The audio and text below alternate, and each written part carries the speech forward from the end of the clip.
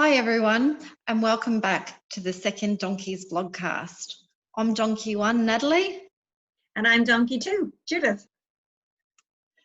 Today we want to talk about something that we feel is very important in relation to the well-being of our members.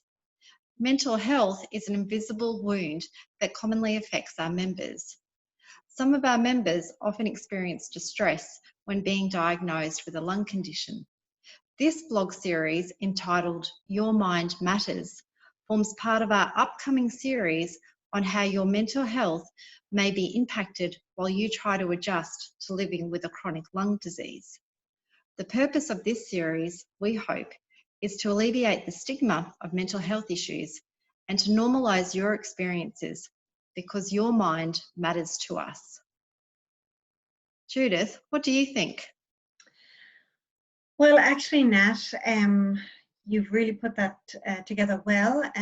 What I'd like to add, I suppose, is that the distress of receiving a life-limiting diagnosis for our members, they also have a lot of other factors to deal with.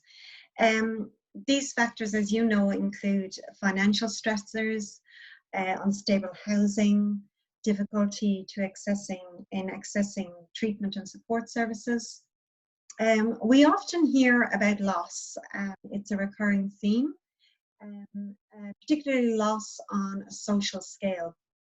Things like hobbies, attending social outgoings, simple things like running around the garden with your children or your grandchildren, and in particular the loss of purpose and meaning from losing your job or your career.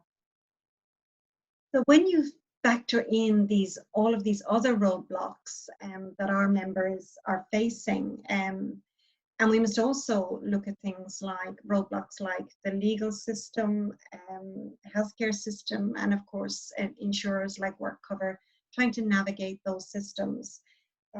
It's only natural that our members report for example, feelings of sadness, feelings of fear and shame, and as an overwhelming response to these major disruptions in their lives. I also want to acknowledge that understandably there are feelings of anger, and these are generally in relation to the injustice of all of this, trying to adjust to this new reality of pain and sickness and uncertainty, and when they're diagnosed with something, particularly when it's not their fault, as it often is not. You know, we must remember that this is occupational lung disease, and it's never the fault of the person diagnosed. So that's why it's essential to have an open and honest conversations about the matters that are actually on your mind. So whilst today we're going to introduce the topic of mental health, we're going to begin this series by touching on anxiety. So we do look forward to unpacking other aspects of mental health, such as depression, acute stress disorder, PTSD, and other further mental health issues. And we'll be doing that in further blog sessions. But what I would like to reiterate as well is that there is a difference between silicosis and asbestos-related diseases. And that is because there is an age gap as well between the two diseases as well. So because of that, sometimes people will experience and can potentially experience differences in mental health issues too. So whilst one may apply to one group of people, it may not necessarily apply to the other. So I guess we just wanted to make sure that that was sort of clear as well from the onset. So Judith, just sort of going to pass it back on to you for a moment. So Nat, when you're, and I acknowledge that completely, of course, what you've just said about the different groupings of people, and I'd also like to add to that everybody's individual experience of a chronic lung disease will be that. It will be individual, and there'll be different factors that arise for them. And again, we need to reiterate that not everybody will experience mental health issues, But in relation to that, as we are talking about, particularly today, anxiety, Nat, I know that you recently shared a story about one of your members with me, and Jared, I believe his name is, and of course he is being identified for confidentiality purposes. But would you mind telling me a little bit more about that? Yeah, of course. Jared is a lovely member of mine who I support, and in fact, I was only speaking with him last week, and we were talking about some of the anxiety concerns that he has. He has recently been diagnosed with asbestosis, and feel like his whole world has been turned upside down. You know, that is a very common response for people who have been diagnosed with an illness. At the moment, he is really just trying to find out what his new normal is. Part of that is his fear of the unknown and what his diagnosis is going to mean in terms of the long term, not only for himself, but also for his family as well.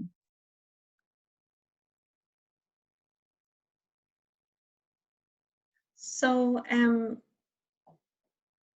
relation to that, Nat, you were saying that his visits to the hospital were quite stressful for him and anxiety producing.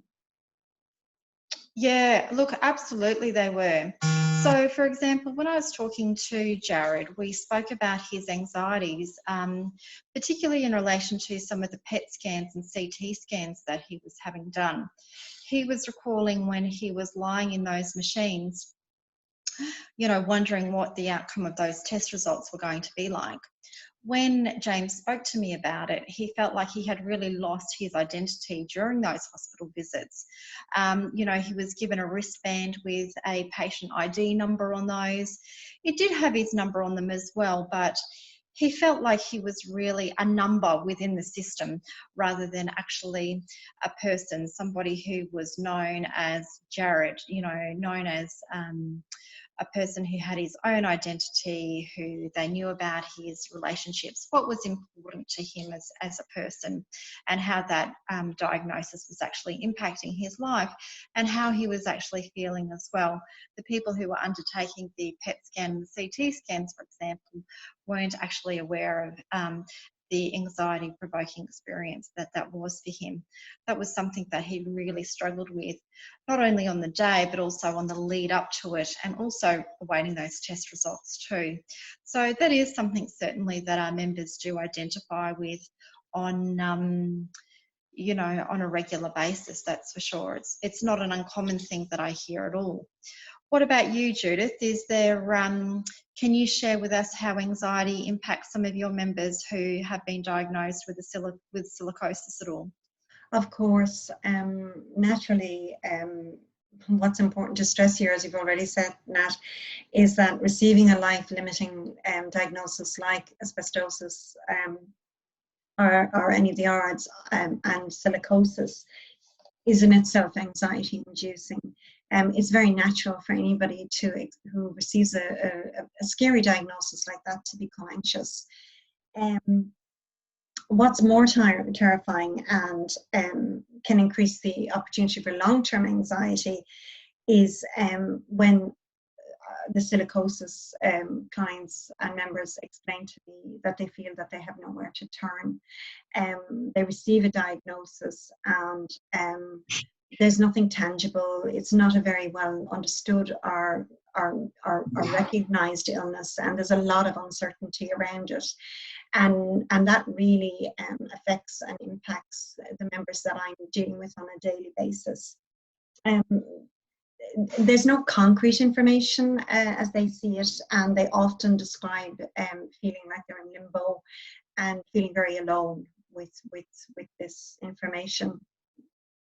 I'd like to tell you maybe a little bit about Stephen, one of our clients, just in relation to his experience, so that it can kind of help you understand and relate to that in a realistic way. So Stephen is a 34-year-old loving husband, and he has 3 beautiful children. For him, he describes the most anxious time as when he was sitting in front of the specialist. and he was being told that he had silicosis. He really went in there with an expectation of being told everything was fine. So it was a big shock for him. When the doctor was explaining what he had, Stephen describes feeling paralyzed and numb and really not being able to process anything or hearing anything. He remembers being told to reschedule another appointment, and maybe bringing his next of kin. And those words were very powerful for him because, like all of us, next of kin carries its own understanding or message. He found himself for days afterwards being very overwhelmed, which he describes as being tearful, not his normal way of exhibiting or expressing himself. He talks about being overwhelmed with rapid breathing, again, not being able to process information. And he said that when he left the specialist's office without anything tangible, like a brochure or something, he raced home, got on the internet, and began to search for information on silicosis. And for any members who are listening to this who have gone through that process, I'm sure you'll agree there's lots of information, and a lot of it not dissimilar, and a lot of it quite frightening. He describes being panicky and not being able to really understand where he was at or what his outcome will be. He talks about avoiding his loved ones, not being able to communicate. He became very conscious, literally, of every breath that he began to take in and out. I would describe that as being hypervigilant. He also began to worry excessively in relation to his finances, to future job opportunities, to his family, and to dying. Now, it is very natural to be anxious and upset and concerned over a diagnosis, but what was happening with Stephen was a more elongated process, and really that behavior where he began to avoid people, places and things, and was worrying about worrying, really was more of a generalized anxiety in response to the circumstances that he finds himself in. And it really was out of the norm for him, and it began to affect his quality of life.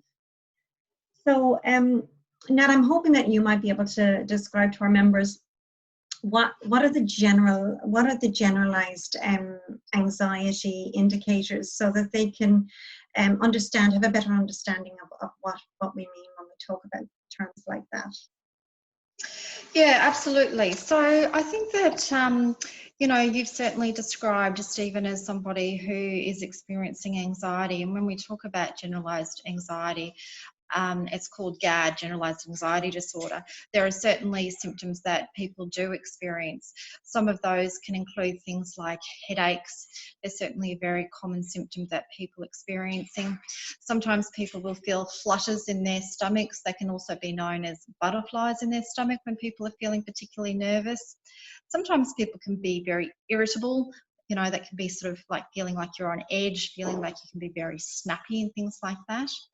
People can suffer from insomnia, so that inability to sleep. They're awake all the time, or they find it very difficult to get to sleep. So that can come across again as disturbed appetite or sleep patterns.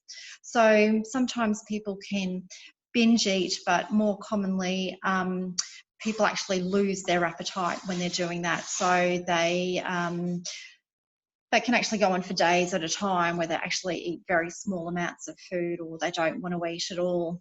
The other thing is people actually become quite socially avoidant in terms of their behaviour too. So that's some of the things that you've described in that example of Stephen as well. So that's certainly, as I said, what we call GAD, generalised anxiety disorder, that we do see. It is a very common type of anxiety that people do experience.